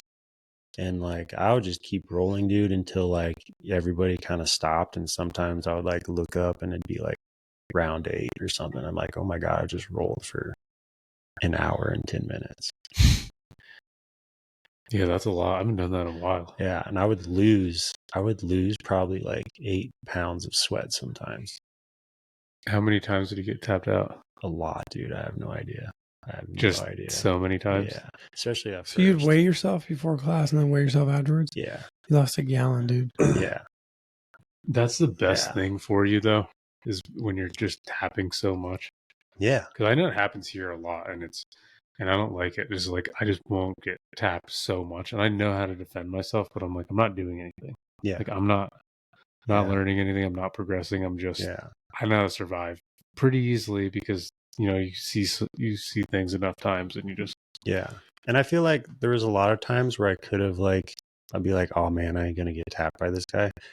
But one of the head coaches there, his name's Dima, and he's the one that ran like the ADCC CJI camp. He like was like, you guys need to learn how to lose, and then that's how you get good at jiu-jitsu. And I was like, oh, okay. What was his explanation for that? It's like so we would do like he would do like low heart rate, medium heart rate, high heart rate rounds. So we would be like, okay, this round's low heart rate. He goes, so you're gonna get tapped. Like, let it go. He goes, it's to get better. And it's just, yeah. I'd be like, oh man, this guy got on my leg. All right, he has my heel. All right, cool. You know, tap or stuff like that. Instead of like spazzing out of stuff because I don't want to get tapped. Just relax because you got like you're like, oh shit, you got me, you know. Like, let your ego go. So he's saying high. Because you're not really learning anything by spazzing out. No, you're not. You're just You're gonna get out. You're gonna get out of it for a second. you're either gonna get out of it or you're gonna get hurt. Yeah, pretty much. Yeah, I think we all know that moment though, when you know you're caught and you're like, Yeah. what could I do to panic right now? Yeah. I do notice, dude, one thing that like cracked me up about B Team is, you know how like at Montana MMA, we're all like pretty nice to each other. Like, Yeah. like I'll have someone's back and it's like, yeah, I could crank your neck right now, but I'm not going to. Yeah, they don't care. They're cranking your neck. Good for them. Yeah. I can't tell you how many times like I've had my face turned sideways and then he'll connect it to his bicep and then his knuckle is just driving into my eye socket and I'm like, yeah, this is miserable. I do drive my knuckles into like the sides of people's throats a lot when I'm closing. But it's because like I be frame, I'm like, whatever, dude. Yeah, it's a good frame. Yeah, it's a good frame. Yeah, because it's like if you have knuckles coming into your neck, you're not going to start driving into somebody. It's how you get pressure off of you. Yeah. Yeah. You use the chin a lot. Chin in the rib cage. Dude, I had this one dude, he would have my back and he would literally take like his wrist bone and just like rub it on my face and like it would gash the inside of my mouth your open. teeth. Yeah. And I'm like, fuck, bro. Like, tap, dude. Stop. I had Gage choke my face so I hard. remember that. I It remember got that. my lip on the inside and the outside. Yeah. My bottom lip rolled in between my teeth. So I bit the inside and then my top tooth bit the outside and it was just like, Jesus. I remember I like stood up, my whole beard I had a really thick beard then just filled with blood. Jesus. Shout out Gage. Shout out to Gage. Gage Saunders. Shout out to Gage Saunders and Sean Strickland. Oh, man. But yeah, it was a good experience. So Zach, the whole world's dying to know what are you doing back in Bozeman? Yeah, dude. So, B Team was excellent. Like B Team was so much fun. I'm gonna miss that gym a lot. But Austin just sucks ass, and I can't say that enough. I mean, I'm sure people love it, but it wasn't for me and Jess at all. Like she grew up in a small town, I grew up in a small town, so yeah, just our quality of life outside of jiu-jitsu was miserable. I can understand that because I lived in a city briefly, and that's why I think this is the best version of a small town with some opportunity. Yeah, because you have like everything you need, but Yeah. like you also have access to the outdoors. Peace and quiet. Peace and quiet. So what are you gonna do here? Got any big plans you want to talk about or no? You don't talk about that? It's up to you, man. It's not up to me. Oh shit, dude. Stirring the pot. I mean, here's the thing. I don't like hate Montana MMA, but I'm gonna have a hard time going back there, obviously, just because of B Team. I'm like, yeah, I don't. That's like freaking taking. You better come up with a good analogy, dude. I know, dude. Gosh dang, I can't come up with one. I think what are you gonna do? Compare cocaine to coffee? Yeah, yeah. I was gonna say cocaine. Yeah, but yeah. I've never done cocaine, but I've also never trained a B team. So yeah, but yeah, I'm training tonight actually, but yeah, I'm not that excited about it. Yeah, it's a weird thing too because I felt like I was burnt out of jiu-jitsu before I moved. And a lot of that I feel like is like when I got good, I felt like a lot of people were just like expecting me to win all the time. Well, you get complacent and then you get stagnant. Yeah. It's like this is, you're not challenged anymore. Yeah, it was kind of boring. Yeah. And then when I went to B Team and got smashed, I was like, all right, sick, dude. It's a challenge again. Yeah. It's interesting again. Yeah. Yeah. So like now I have no idea, I don't know how good I am. We're going to find out tonight. We're going to find out. You going tonight? I've been planning on it, but I do honestly feel kind of run down. Fowler was calling you a bitch earlier. That's all right. Yeah, I was.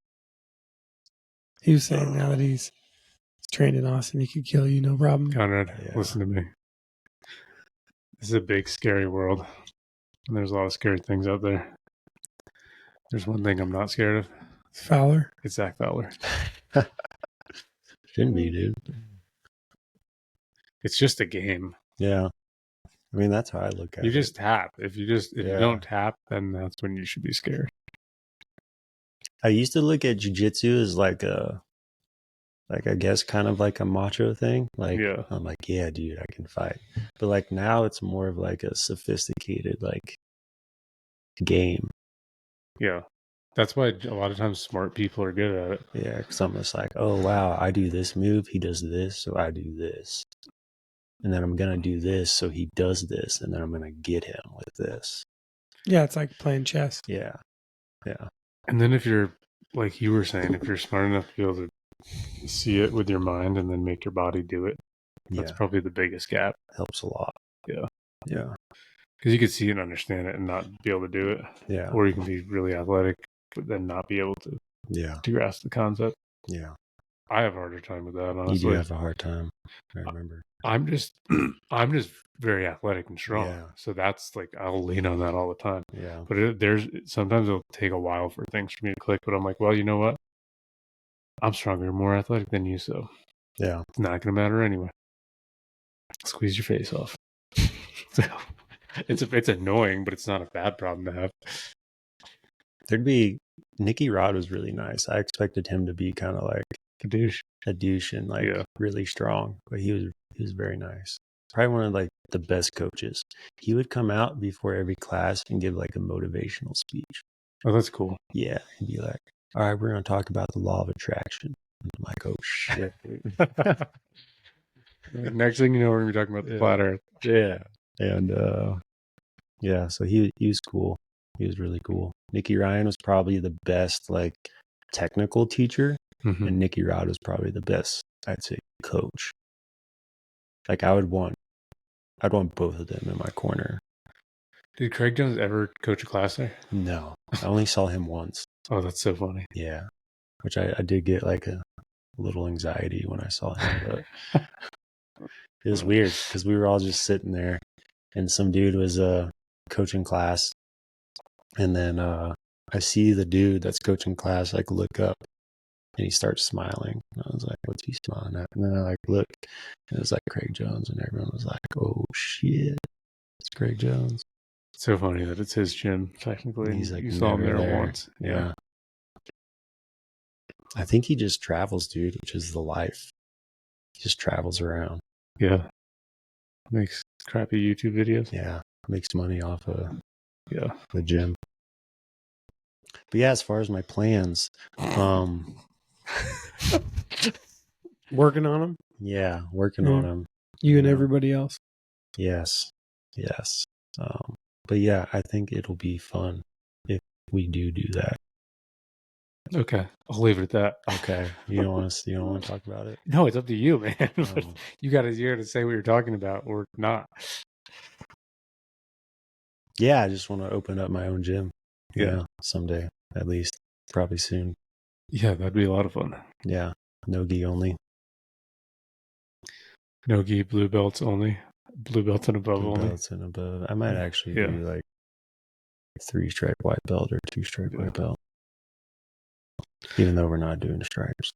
Yeah. But yeah, that's the goal. And you're going back to work at the same place. Yeah. And hopefully I can visit B team a lot. And then There's certain times a year there's direct flights there. yeah. They're Allegiant. Yeah. Which they're Allegiant, but they're like $90 and it's direct to Austin, to Bozeman. Yeah. And I still want to do trials. The next trials. What year is that? Whatever Is that that is. 26? Yeah. Yeah. Yeah. Well, I think East Coast trials will be next year, 2025. Then Okay. West Coast will be 26. Hopefully I do like really well in both of those and then just get invited to CJI. And then I'll just not do ADCC and do CJI. Oh, that'd be cool. Yeah. Win $1 million. That'd be sick. That would be sick. Start Then the you'd gym. be rolling. Yeah. Then you'd really be rolling. Yeah. Rolling in it. Yeah. That'd be sick for sure. Well, dude, I'm glad to have you back. Thanks. Yeah. It's good to be back. Yeah. It's good to like be able to walk outside and not feel like you're gonna get robbed or shanked or listen to homeless people scream at somebody that's not there. Wait, you said you had a story to tell me in person about. Yeah, what was that? It was about moving into. Oh, dude. So we get back and Like back to Bozeman. Like a couple days ago. Yeah, Sunday. Sunday we got back. Okay. And we don't have a place to stay, so we're just camping at the Bear Canyon campgrounds. And so Wait, where are you staying now? at the old apartment that I was at before, and we applied there. And dude, they just like took forever. Like it was literally like they would email us like we need this. And then we would send them an email immediately back. And then it would take like 24 hours for them to get back to us. And I'm like, dude, should not take this long. But anyways, so we have like, we're just chilling. Our trucks are full of shit and we're parked kind of outside of the rental, like apartment place. Mm-hmm. And I'm on the side of the street. I get out of my truck and I'm like, I'm up against Jess's glass like this, talking to her. Mm-hmm. And I remember like seeing someone in the corner of my eye walk by and then like look back at me and then kept walking. And then there was a trail right there. So I was like, hey, let's just go walk on this trail for a little bit. So we walk on the trail, we get back, there's a police officer there. And I'm like walking up and he's like, hey, you match a description. And I was like, what? And he's like, yeah, you match a description. And I was like, what do you mean? He goes, is this your truck? And I was like, it's my girlfriend's. He goes, oh, someone called, said, you were looking suspicious, like you were trying to break in or something. And I was like, oh shit. Welcome back. You're like, that's just how I usually look. I looked at Jess and I was like, dude, thank God we're back in a neighborhood where the cops can do stuff. You know? Oh, do they not do anything in Austin? Not unless like someone's dying. So like if your car's getting broken into, they won't respond. They have also like security. They have to hire security guards at places. So like one time, dude, Jess was at work and they had a lady get completely butt naked in front of her work and then start scratching her butt on a tree outside of her work. And like the cops won't do anything about that. She was obviously like on drugs or something. Probably, yeah. She also had a dude walk in there and was like, she was like, hey, how may I help you? And he's like, yeah, I feel like a dog. And she's like, okay. He goes, so I want to get shots like a dog. And she's like, I don't think we can do that. Is Jess like a nurse? A vet tech. Okay. Yeah. So he's like, how about you go back and ask your doctor? And she's like, okay, I will. And she's like, hey, can we give shots to humans? And the doctor's like, what? He goes, there's a guy out there just asking, He goes, yeah, no, I don't think we can. And she's like, all right. Well, I'm going to go tell him no, and hopefully he doesn't get mad. Stuff like that. This is fucking crazy. Yeah. And then, hold on. Now I got to ask this question. So there's this lady that gets naked outside and scratches her butt on a tree. Yeah. Why? Or I shouldn't say why. She worked with Jess?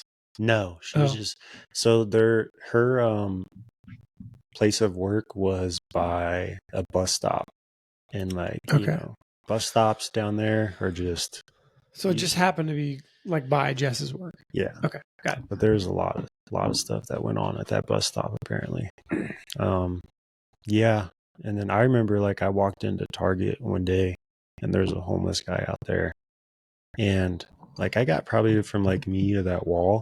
I was like walking by him and he just starts screaming, let's fucking go. and like starts puffing up his chest. I was like, oh shit, dude.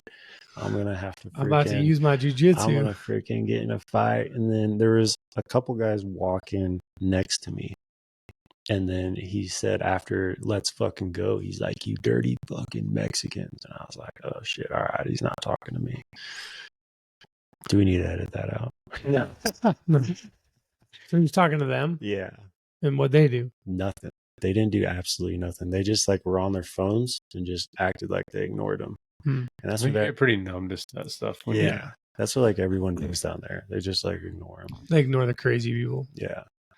when I was living in West Seattle, that happened to me, and that's why I only lasted there 3 months. Is there'd be drug addicts spazzing out all the time, and I remember this one homeless guy's like trying to like reach under a fence and like grab a cigarette butt, and then he like grabs it and he's like puts it in his mouth, he's trying to light it, and I'm like, this is just normal. And then people are spazzing out on drugs on buses and different, and everyone just they just look down, they just act like nothing, and I'm sitting there like, my eyes are popping out of my head. I've never seen this before. Yeah.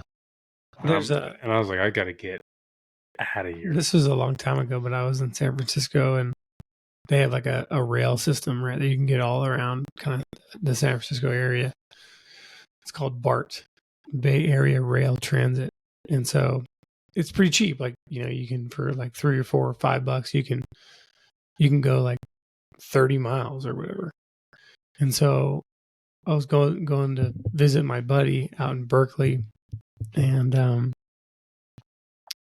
I'm changing trains and whatnot, and jump on this other train, and there's like nobody like in this rail car, like in the back, like the last like 6 or 8 rows are like, there's nobody back there, but there's one black dude, and so like I was like watching what was going on, but like was just like walking through a train car, like not really focused on anything. I'm like, cool, there's seats back there. I'm gonna go back and sit down.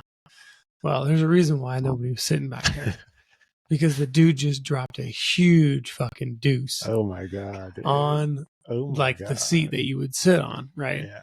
And so and once I got back there, it stunk so bad. And he was standing there like looking at me like he was just back there by himself, and I'm like, dude, that dude just took a huge shit. Oh my gosh. That's hilarious. And, so it's just like stuff like that happens in big cities. And I'm like, okay, now I know why nobody's sitting back here. Yeah. And that's the kind of thing that can happen in small cities if you let everything fly. Yeah. Yeah. Do you think that's going to happen here? It could. Yeah. Because there's like, there's, it's there. You can't keep moving the line, right? Yeah. Like, I feel like winter. Keep accepting. That is true. Winter does. I think winter deters it a little bit, but I think it does too. But I'm saying like there's stuff that they're allowing now that they didn't allow a couple of years ago. Yeah. So like you can't keep moving the line. Right. And I don't even want to talk about this, but the campers. Yeah. That's what I mean. Like that kind of stuff shouldn't, in my mind, they're like, they should have a hard limit on like how long your camera can sit on the street. And I mean like in generally the same spot. Like if you move it 2 feet, that shouldn't count, right? Like you're still living there. You moved it 6 feet. That doesn't count. Isn't it like 3 days? I thought it was 3 days. Well, no, I think it's like a week or something. But they're letting people stay. I mean, I've driven past the stuff over at Costco. It's like, dude, that same camper has been there for a year. Yeah. Like they can't do that. And that's the workaround for the winters, because now they have somewhere to essentially be homeless all year round. Yeah. Yeah. So I don't know. We got to do something about that. Maybe we'll bring on some people who know more about it on our podcast. Well, dude, we talk about it. What they would do in Austin because I had to drive under this overpass every day for practice, and that overpass was always packed with homeless, and literally like the police would come in and like clear it out to where there would literally no one be there, and it would look clean for about an hour. And then it'll all be back. Yeah. And I was like, they would even like take their like tents down and like, and then the people would just be back. There was one in Seattle. It was called the Jungle. It was like just outside of Seattle in some kind of like overgrown areas, and there was just tents and stuff everywhere. And they said there'd be fires in there a lot. They'd find dead people in there all the time. And this was just like The jungle. Yeah, it was just complete anarchy. We did see 2 dead bodies in Austin. Yeah, and apparently there's a serial killer down there. But Dead homeless people? No. Well, one was like a overdose that Okay. Jess witnessed, and then like it was right by our apartment, so like I freaking went outside, and then I saw the dude laying on the ground. Pretty sure he died. And that's not 100% confirmed. But then we went to the 4th of July fireworks show, and there's like a bridge that crosses the river that you walk across, and like a bunch of us were just stacked on the bridge watching the fireworks. It ends, we start walking back, and like there's paramedics that like have this like little area blocked off, and then there's like a body laying on there, and it was like an old lady, and then like we literally watched like the paramedic like do the pulse check and then like shook his head, which like that was sad because her husband was right there. But, okay, so that was just like an old woman who. Yeah. Yikes. How many? Do you know if is Austin 1 million or 2 million? I don't know how many people live there. I think it's 1 million. I don't See, know. because everyone that probably goes there and says they love it, they come from a city of 15 million. So that seems. Yeah, so I had a dude at B team that came from New York City, and he was like, dude, I love it here. You have like so much more space. And I was like, bro, what are you talking about?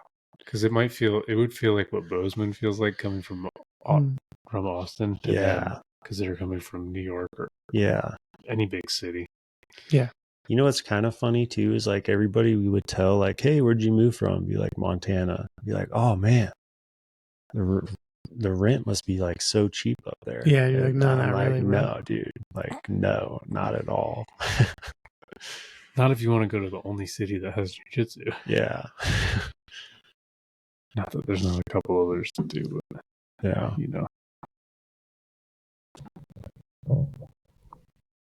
All right, so with that, we're going to end on is the dead people note. Do we have anything exciting or happy to say? What?